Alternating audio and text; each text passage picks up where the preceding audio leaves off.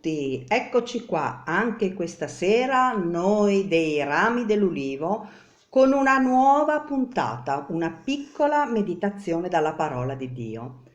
Vi vogliamo ricordare anche questa sera che noi trasmettiamo da via Castelfranco Veneto 85 in Pordenone e per la precisione dalla Chiesa Assemblee di Dio, alla quale desideriamo invitarvi per il nostro culto domenicale che avviene dalle 9 alle 11 tutte le domeniche. Vi aspettiamo, Allora, cominciamo la nostra puntata con la parola di Dio. La parola di Dio oggi è tratta, Tiziana?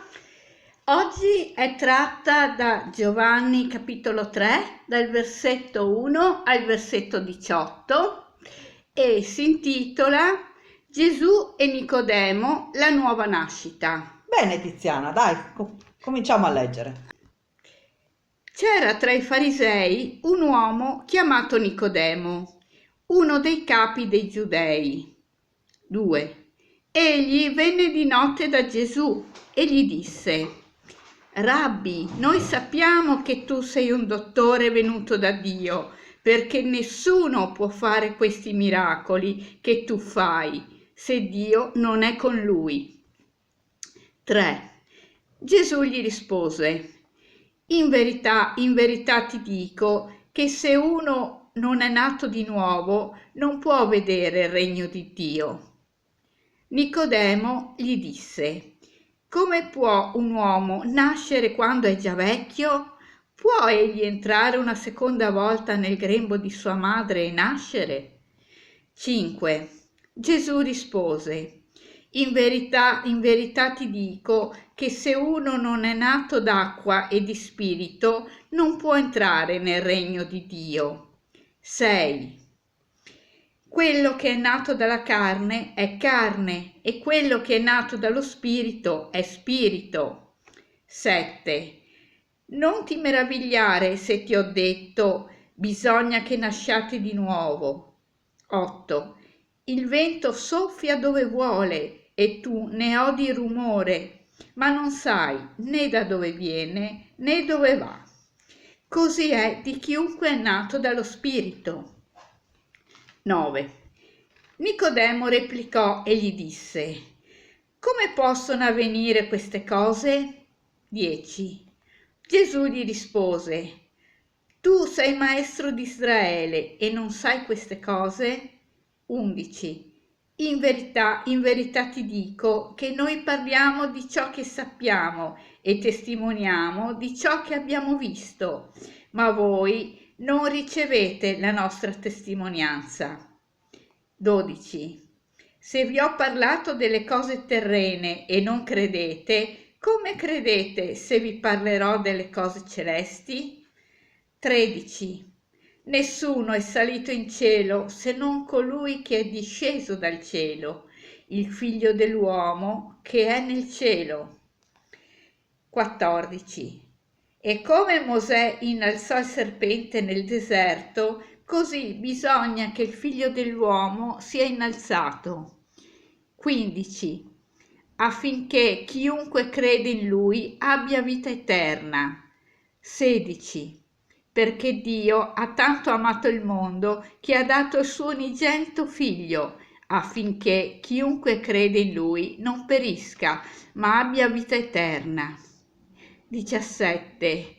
Infatti Dio non ha mandato suo figlio nel mondo per giudicare il mondo, ma perché il mondo sia salvato per mezzo di lui. 18. Chi crede in lui non è giudicato.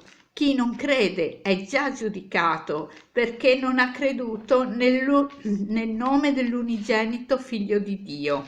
Amen. Amen. Amen. Il Vangelo di oggi ci presenta il dialogo di Gesù con Nicodemo. Giovanni ci racconta che Nicodemo era un giudeo influente del gruppo dei farisei. Proprio questa sua appartenenza forse è il motivo del fatto che va a trovare Gesù di notte.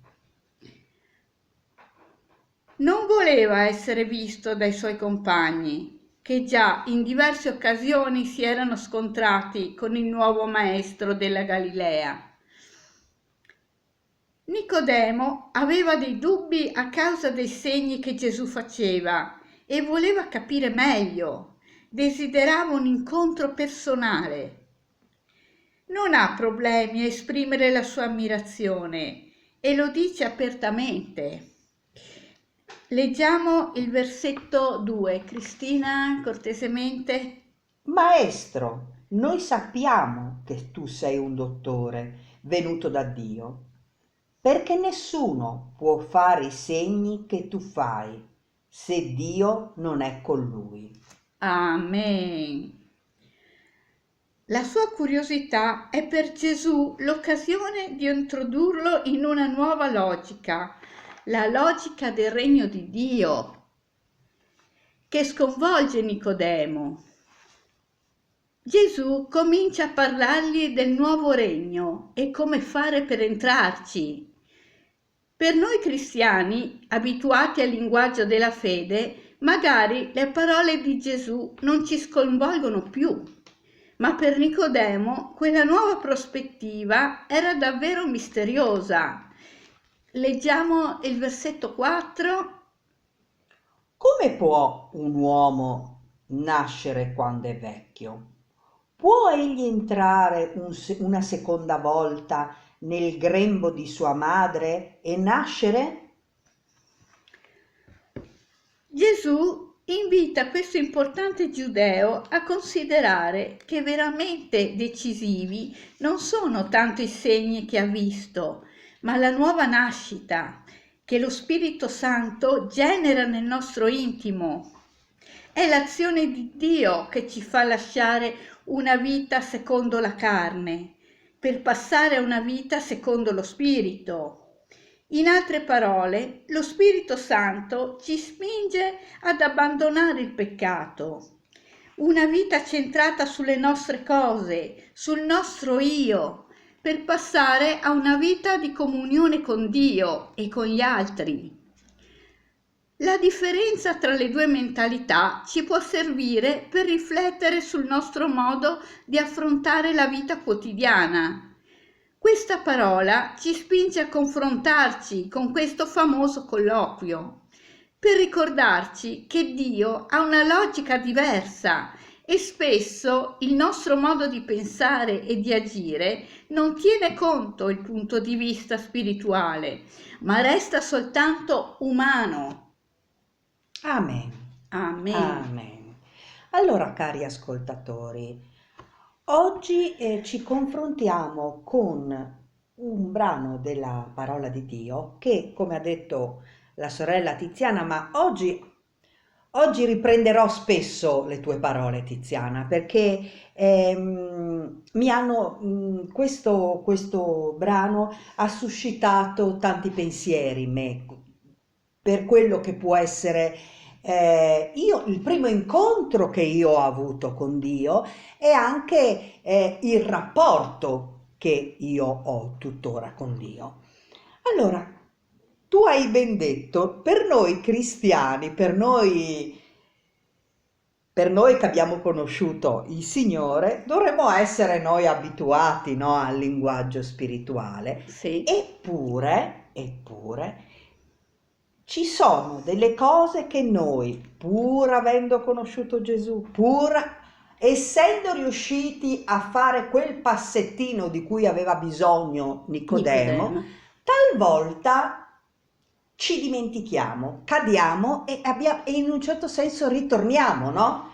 In quella posizione. Perché? Perché dentro di noi, alla fin fine, come dici tu, noi dovremmo essere abituati alla vita spirituale, a un cammino spirituale, che poi quello che permette, no, la rinascita. Sì. Però vivendo nel mondo spesso siamo presi dalle cose di questo mondo e camminiamo con la carne invece che con lo spirito. E cosa dice in questo caso Gesù a Nicodemo? Perché lui cammina con la carne e con lo spirito. Proviamo a vedere se puoi leggermi tu, Tiziana, Sì? i versi 11 e 12, che qui parlano del problema dell'incredulità, perché Nicodemo si domandava, sì, tu mi dici bisogna nascere di nuovo, ma Come si ecco, fa? esatto. Sì. Allora, versetto 11. In verità ti dico che noi parliamo di ciò che sappiamo e testimoniamo di ciò che abbiamo visto, ma voi non ricevete la nostra testimonianza. Ecco, questo è il problema dell'incredulità, cioè che in realtà, allora io in questo momento parlo per me, ma parlo per me che conosco il Signore, che mi ha dato tante parole, ho camminato con Lui, come anche i discepoli hanno camminato proprio carnalmente con Gesù, Sì. però nonostante ciò abbiamo dei momenti di incredulità, dei momenti in cui non crediamo. Io Mhm. personalmente, adesso vi cito un mio problema personale, in questo momento sto cambiando sede lavorativa e vi dico la verità, ieri è stato il primo giorno della mia nuova sede lavorativa, ero in forte difficoltà, avevo il cuore che mi batteva, cioè dopo 30 anni di lavoro ero agitata. E questo perché? Perché bisogna anche farsi un'autoanalisi, no? Mhm. Perché in realtà noi, nonostante le promesse di Dio, e una di queste promesse è che Lui sarà sempre con noi, in realtà pensiamo di andare lì da soli. E allora vedi, questo è il problema dell'incredulità. Cioè, Mhm. come Nicodemo aveva il problema dell'incredulità, come il popolo di Israele aveva il problema dell'incredulità, talvolta ce lo abbiamo anche noi, ce l'ho anche io, che pure ho camminato per anni con Dio. E a questa cosa mi ha dato da riflettere, cioè sono questi punti, mi sono fissata dei punti su cui lavorare, no? Allora, e poi c'è l'incredulità di Nicodemo, no? E Sì. poi c'è la risposta all'incredulità di Nicodemo, che è, vai dal verso 13 al 17. 13. Nessuno è salito in cielo se non colui che è disceso dal cielo, il figlio dell'uomo che è nel cielo. 14. E come Mosè innalzò il serpente nel deserto, così bisogna che il figlio dell'uomo sia innalzato. 15. Affinché chiunque crede in lui abbia vita eterna. 16. Perché Dio ha tanto amato il mondo che ha dato il suo unigenito figlio, affinché chiunque crede in lui non perisca, ma viva vita eterna. Ecco, qua c'è molto, no? Cioè lui risponde all'incredulità di Nicodemo facendo delle affermazioni molto forti, dicendo tu non credi, però io sono disceso dal cielo, perché Gesù parla di se stesso quando dice, puoi tornare un attimino sui versi?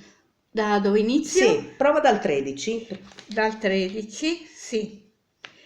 Nessuno è è salito. salito in cielo se non colui che è disceso dal cielo, E di chi parla qua? il figlio dell'uomo Che che è? è nel cielo, Che è? nel cielo, Gesù. Gesù. Quindi lui dice, tu non credi, Nicodemo, tu non credi, Cristina, dicendo che quando noi cadiamo nella carne, forse anche tu ogni tanto Tiziana cadi nella carne, Sì, ecco, mi tu capita non anche a credi, me, Tiziana, assolutamente. tu non credi, caro ascoltatore, ma io sono disceso dal cielo, sono venuto sulla terra per compiere cosa? Qui c'è tutta la promessa di Dio. Andiamo avanti. Vai sul 14. 14. E come Mosè innalzò il serpente nel deserto, così bisogna che il figlio dell'uomo sia innalzato, affinché chiunque crede in lui abbia vita eterna. Ecco, qui Gesù parla della sua morte.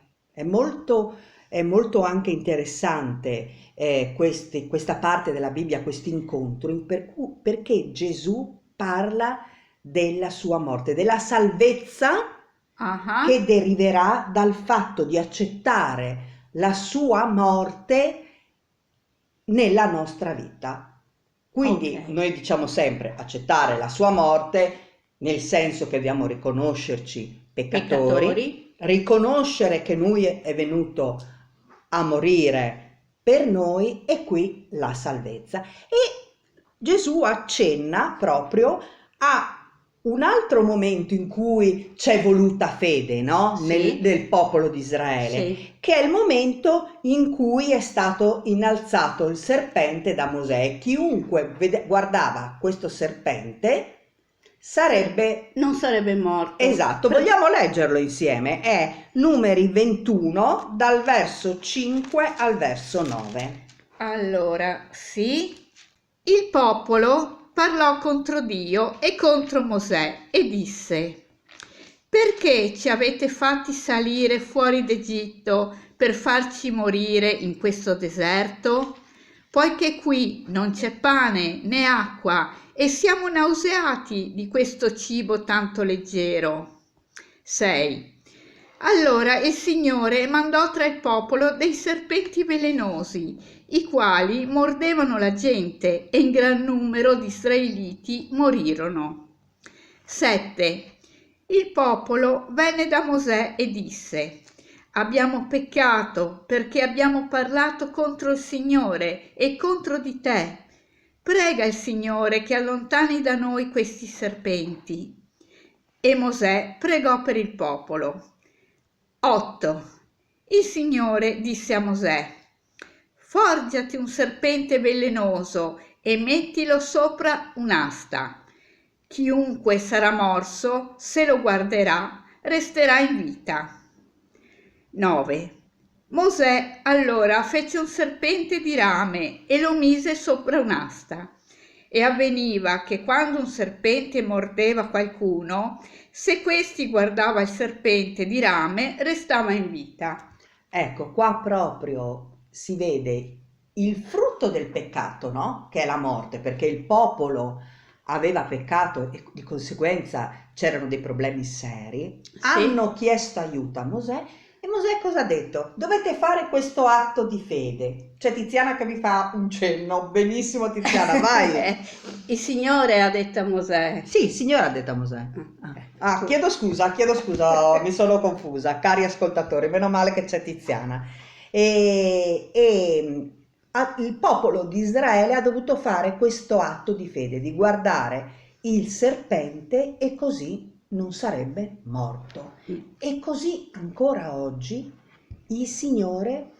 Cioè la causa della loro morte, della loro disgrazia, che era il serpente, hanno dovuto fare questo atto di fede, credere che l'oggetto che gli portava alla morte, guardandolo, gli avrebbe dato la vita, perché il Signore poteva benissimo far sparire i serpenti in un secondo, e invece no, ha voluto che il popolo facesse questo atto di fede. E questo Gesù lo dice a Nicodemo, cioè bisogna, io faccio, io parlo, io vi dico, io andrò a morire in croce, ma bisogna che voi esercitiate la fede. È incredibile, veramente, tanti insegnamenti ci sono in questi versi. E poi mi ha tanto colpito anche quando dice perché voi abbiate vita eterna, perché mi sono anche cercata il significato della vita eterna e dice letteralmente vita dell'età a venire. Quindi il Signore dice se voi avete fede in me, voi avrete vita nell'età a venire.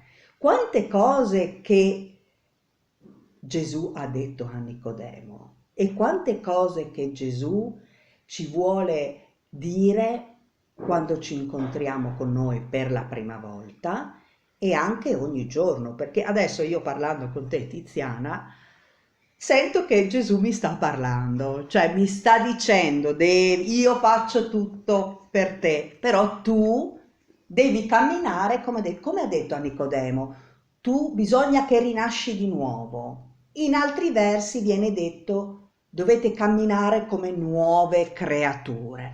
Ecco, noi dobbiamo ogni giorno esercitare la fede in quello in cui crediamo, prima di tutto nel fatto che siamo figli di Dio, grazie al fatto che abbiamo accettato Gesù nella nostra vita, ma anche dobbiamo credere ogni giorno alle promesse di Dio e con questa certezza dobbiamo camminare e dobbiamo e così possiamo anche piacere a Dio, perché è scritto anche che senza fede è impossibile piacere a Dio. Sì. E quindi non riusciamo, senza fede, anche se diciamo sì, credo in Gesù, in realtà non riusciamo veramente ad afferrare la vita eterna.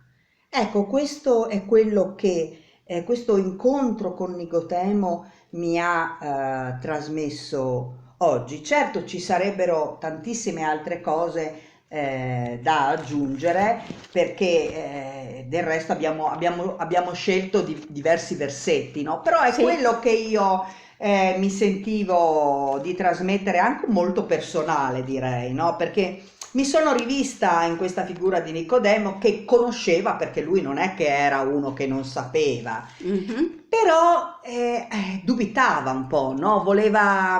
Cioè aveva bisogno di vedere, ecco, e penso che il Signore anche ci dice, forse anche a te Tiziana e forse anche ai nostri ascoltatori, esercitate di più la vostra fede e camminate come nuove creature, Sì. perché io ho adempiuto la più grande promessa di Dio, che io direi che vogliamo in conclusione di questa piccola meditazione leggere, no? Che una delle più grandi promesse di Dio è, diciamo, leggiamo dal verso 15 al 17 di Giovanni,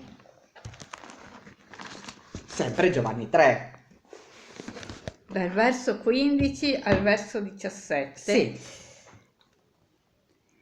Affinché chiunque crede in Lui abbia vita eterna. 16. Perché Dio ha tanto amato il mondo che ha dato il suo unigenito Figlio, affinché chiunque crede in Lui non perisca, ma abbia vita eterna.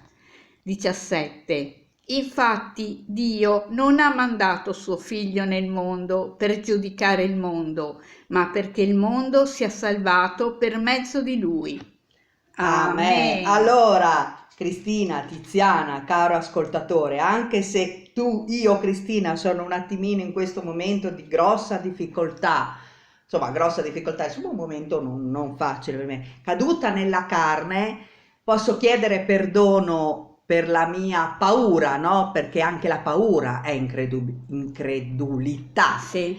E confidare nel Signore che è venuto a morire per me e non è venuto a giudicarmi, ma è venuto a salvarmi. E come è venuto a salvare me e a salvare te, Tiziana, è venuto a salvare voi, cari ascoltatori. Ognuno di voi. Ognuno di voi, qualunque tipo di persona siate, qualunque vita abbiate avuto, una vita drammatica o una vita felicissima, meravigliosa, vista umanamente brillante, non ci dimentichiamo che siamo tutti peccatori e privi della gloria di Dio. Quindi per l'ennesima volta vogliamo fare questo piccolo appello, chiamiamo così. Se avete desiderio di cominciare un cammino leggendo la parola di Dio, cercando di capire meglio le cose e vedendo veramente qual è la volontà di Dio, come al solito ci siamo noi dei Rami dell'Ulivo,